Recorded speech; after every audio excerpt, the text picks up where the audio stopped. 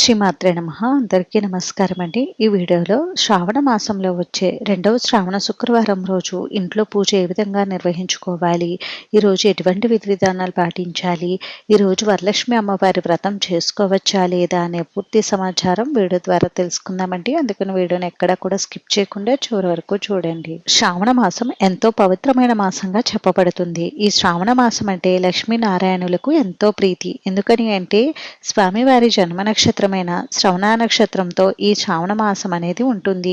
స్వామివారి జన్మ నక్షత్రంతో ఈ మాసం ఉంటుంది కాబట్టి వరలక్ష్మీదేవి అమ్మవారికి మాసం అంటే చాలా ప్రీతి. అందుకని ఈ మాసంలో ఎవరైతే లక్ష్మీనారాయణులను అత్యంత భక్తి శ్రద్ధలతో పూజిస్తారో వారికి ఆ అమ్మవారి స్వామివారి అనుగ్రహం తప్పక లభిస్తుందని అంటారు. స్త్రీలు ఎల్లప్పుడూ సౌభాగ్యంతో నిండు నూరేళ్లు అష్టైశ్వర్యాలతో సుఖ సంతోషాలతో కుటుంబం ఆరోగ్యంగా ఉండడం కోసమని ఈ శ్రావణ మాసంలో వచ్చే శ్రావణ శుక్రవారాల్లో వరలక్ష్మీదేవి అమ్మవారిని అత్యంత భక్తి శ్రద్ధలతో పూజిస్తారు.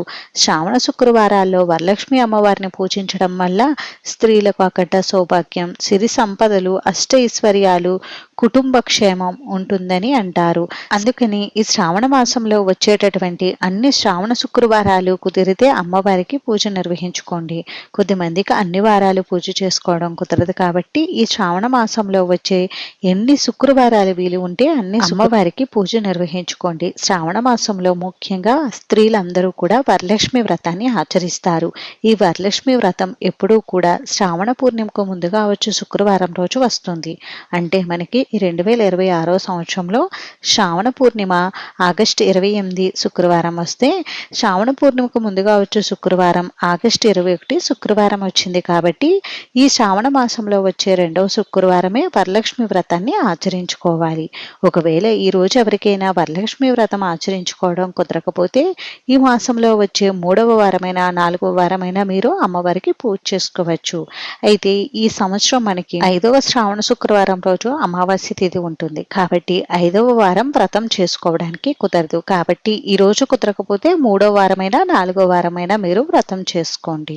శ్రావణ శుక్రవారాల్లో వరలక్ష్మి వ్రతాన్ని ఆచరించడం వలన అమ్మవారి అనుగ్రహం పరిపూర్ణంగా కలుగుతుంది. అందుకని తప్పకుండా ప్రతి ఒక్కరూ కూడా ఈ వరలక్ష్మి వ్రతాన్ని ఆచరించుకోండి. అయితే ఈ సంవత్సరం మనకి రెండవ శ్రావణ శుక్రవారం ఆగస్టు 21 వచ్చింది కదండి. ఈ రోజే మనకి వరలక్ష్మి వ్రతం కూడా ఉంది.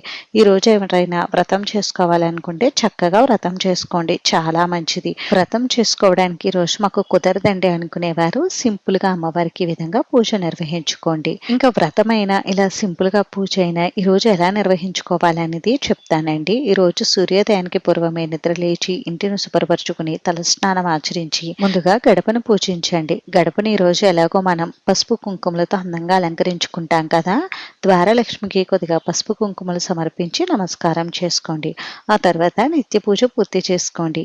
నిత్య పూజలోనే మేము అమ్మవారికి పూజ చేసుకుంటామండి ఈ రోజు అనుకుంటే చక్కగా మీరు పూజా మందిరంలోనే అమ్మవారిని షోడశోపచారాలతో అష్టోత్తర శతనామావళితో పూజించుకోవచ్చు. లేదండి మేము ఈ శ్రావణ మాసంలో అమ్మవారికి ప్రత్యేకంగా పీఠం ఏర్పాటు చేసుకునే పూజ చేసుకుంటాము ప్రతి శుక్రవారం అనుకుంటే ఈ విధంగా మీరు పీఠాన్ని ఏర్పాటు చేసుకోండి. పీఠం ఏర్పాటు చేసే చోట ముందుగా శుభ్రం చేసి పసుపుతో అలికి బియ్య పిండితో ముగ్గు పెట్టుకుని పీటను కూడా తీసుకుని పీటను కూడా శుభ్రం చేసి పీట పైన ఏదైనా ఒక పసుపు రంగు వస్త్రాన్ని కానీ ఎరుపు రంగు వస్త్రాన్ని కానీ పరిచి పీట పైన 3 గుప్పిళ్ళ వరకు బియ్యం పోసి బియ్యం పైన కొద్దిగా పసుపు కుంకుమలు ఉంచి అమ్మవారి చిత్రపటాన్ని తీసుకుని గంధం కుంకుమ బొట్లు అలంకరించి పూజలో ఏర్పాటు చేసుకుని అమ్మవారి చిత్రపటాన్ని మీ దగ్గర ఉన్నటువంటి పువ్వులతోటి పువ్వుల మాలలతోటి అందంగా అలంకరించుకోండి. ఏ పూజ చేసినా ప్రథమ పూజ అందుకునేది విఘ్నేశ్వరుడే కాబట్టి గణపతిని కూడా పూజలో ఏర్పాటు చేయండి. అమ్మవారి విగ్రహం ఉంటే చక్కగా అమ్మవారి విగ్రహాన్ని కూడా పూజలో ఏర్పాటు చేసుకోండి. దీపారాధన కోసం ఎన్ని దీపాలైనా ఏర్పాటు చేసుకోవచ్చు. ఈరోజు అమ్మవారికి ముఖ్యంగా ఇష్టమైనటువంటి ఉప్పు దీపం, పంచగవ్య దీపం, కామాక్షి దీపం, తమలపాకుల పైన దీపం, ఇలా చాలా దీపాలు అయితే ఉన్నాయి కదండి. ఆ దీపాలు కూడా మీరు పూజలో ఏర్పాటు చేసుకోవచ్చు. లేదండి మాకు అంత టైం లేదు అనుకుంటే చక్కగా 2 కుందుల్లో దీపాలను ఏర్పాటు చేసుకోండి. దీపారాధన ఆవు నెయ్యితో చేయండి, చాలా శ్రేష్టం. ఆవు నెయ్యి లభించకపోతే అప్పుడు నువ్వుల నూనెతో చేయండి. నేను ఇక్కడ ఉప్పుపై పంచగవ్య దీపాన్ని అయితే పెట్టుకున్నానండి. మీరు పెట్టుకుందామా అనుకుంటే పెట్టుకోండి, లేకపోతే స్కిప్ స్కిప్ చేసేయండి. అయితే మీరు రెండవ వారం వ్రతం చేయదలుచుకుంటే పీఠాన్ని ఈ విధంగానే ఏర్పాటు చేసుకుని కలశం ఆనవాయితీ ఉంటే కలశాన్ని కూడా పూజలో ఏర్పాటు చేసుకోండి. కలశం ఎలా ఏర్పాటు చేసుకోవాలి అనేది ఆల్రెడీ మన ఛానల్లో వీడియో ఉందండి. ఎవరికైనా ఇంట్రెస్ట్ ఉంటే ఛానల్లోకి వెళ్ళి చూడండి. కలశాన్ని పెట్టుకున్న వారు కలశాన్నే మనం అమ్మవారిగా భావించి కలశానికే పూజ నిర్వహించాలండి. ఒకవేళ మీకు కలశం ఆనవాయి లేకపోతే మీరు అమ్మవారి ఫోటోకి కానీ విగ్రహానికి కానీ చక్కగా పూజనైతే నిర్వహించుకోవచ్చు. పూజ కోసం అన్ని విధంగా సిద్ధం చేసుకున్న తర్వాత ఇప్పుడు ముందుగా దీపారాధన చేసి దీపానికి గంధం కుంకుమ బొట్లు అలంకరించి 2 అక్షింతల పుష్పాలు దీపానికి సమర్పించి నమస్కారం చేసుకోండి. ఆ తర్వాత ఆచమనం చేసుకుని సంకల్పం చెప్పుకొని పంచపాత గ్లాసులో 2 అక్షింతలు ఒక పుష్పాన్ని ఉంచి పుణ్యనదుల పేర్లు అన్నీ చెప్పుకుని ఆ నీటిని పూజా ద్రవ్యములపై మనపై అంతటా కూడా చిలకరించాలి. ఆ తర్వాత ముందుగా ప్రథమ పూజ గణపతికి నిర్వహించాలి. గణపతిని షోడశోపచారాలతో కానీ పంచోపచారాలతో కానీ పూజించి స్వామివారికి ధూపదీప నైవేద్యాలు సమర్పించాలి.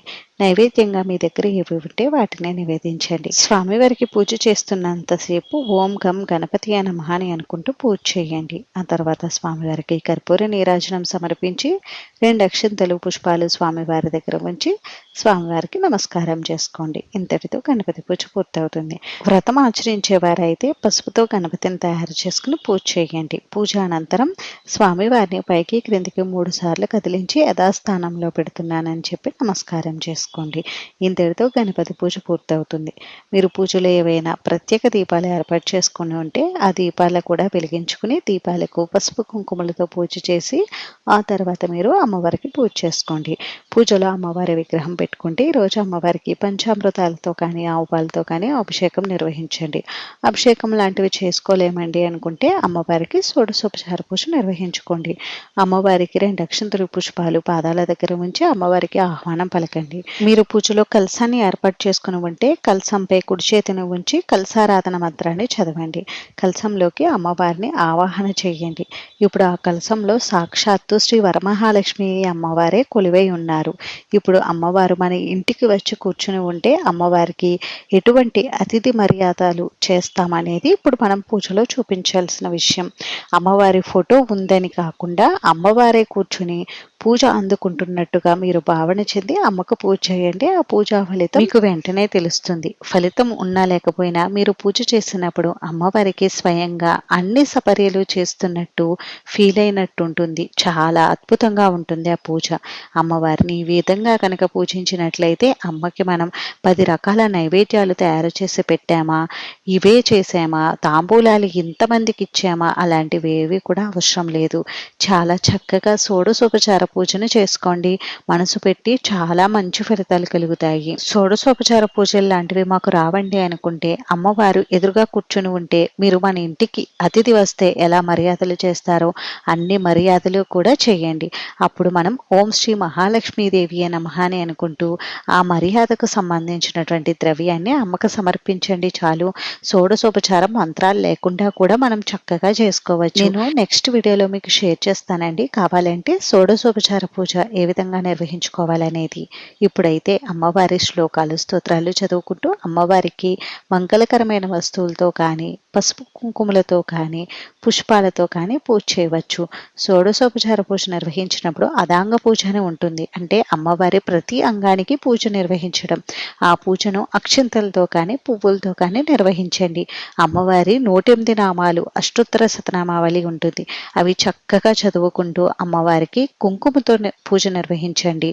కుంకుమ పూజ నిర్వహించేటప్పుడు కొద్దిగా పసుపుతో పూజ చేసి ఆ తర్వాత కుంకుమతో పూజ చేయండి. ఇలా అమ్మవారికి అదాంగ పూజ షోడశోపచార పూజ నిర్వహించుకోండి.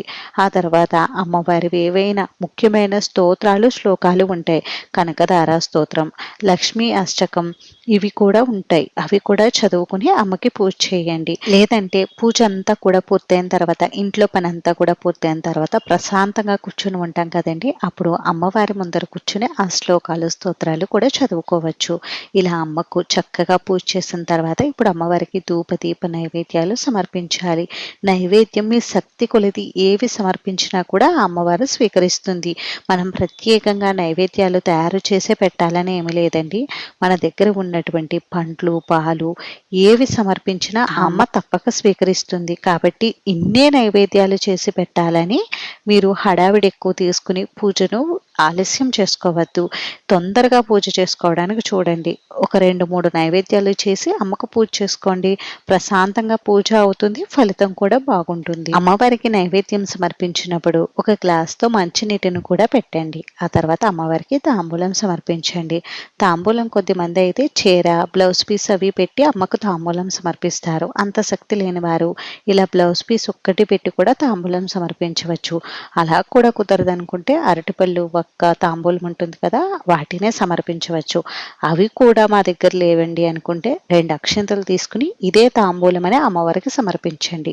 ఇప్పుడు అమ్మవారికి కొబ్బరికాయ ఉంటే నివేదించి సాంబ్రాణి ధూపం చూపించి కర్పూర నీరాజనం సమర్పించండి. అయితే వ్రతం ఆచరించేవారు మనం వ్రతంలో తప్పకుండా తోరాలు కూడా పెట్టుకోవాలండి. అమ్మవారి వ్రతానికి 3 తోరాలైతే సిద్ధం చేసుకోవాలండి. ఒకటి అమ్మవారికి, ఒకటి మనకి, ఒకటి ముత్తైదువులకి. ఈ 3 తోరాలకి కూడా తోర గ్రంథి పూజ నిర్వహించుకోవాలి. గ్రంథి అంటే ముడి. 9 ముడులతో తోరాన్ని తయారు చేసుకుంటాం కదండి. ప్రతి గ్రంథి దగ్గర అక్షింతలు సమర్పిస్తూ తోర గ్రంథి పూజ నిర్వహించుకుని పూజ అనంతరం ఆ తోరాన్ని తీసుకుని మన కుడి చేతికి కట్టుకోవాలి. ఇప్పుడు కొద్దిగా అక్షింతలు తీసుకుని మనకి వ్రతకథ ఉంటుందండి. ఆ వ్రతకథ చదువుకుని కథ పూర్తయిన తర్వాత కథాక్షింతలను కొన్ని అమ్మవారి పాదాల దగ్గర ఉంచి కొన్ని మన శిరస్సు పైన ధరించాలి. ఈ విధంగా చేస్తే వరలక్ష్మి వ్రతం పూర్తవుతుంది. వ్రతంలా చేసుకోకపోతే మామూలుగా మీరు అమ్మవారికి నీరాజనం సమర్పించి 2 అక్షింతల పుష్పాలు అమ్మవారి పాదాల దగ్గర ఉంచి అమ్మవారికి నమస్కారం చేసుకోండి. ఈ విధంగా అమ్మవారికి పూజనైతే నిర్వహించుకోవాలండి. ఇలా అమ్మవారికి ఉదయం సాయంత్రం పూజ చేసుకుంటే చాలా మంచిది. ఉదయం పూజ పూర్తయితే సాయంత్రం అమ్మవారి దగ్గర దీపారాధన చేసి మళ్ళీ ఏదైనా నైవేద్యం ఉంటే నివేదించి అమ్మవారికి పూజ నిర్వహించుకోండి. పూజ అంతా పూర్తయిన తర్వాత అమ్మవారికి 2 చేతులతోటి నమస్కారం చేసి మీ మనసులో ఉన్నటువంటి కోరికలు అమ్మవారికి విన్నవించండి.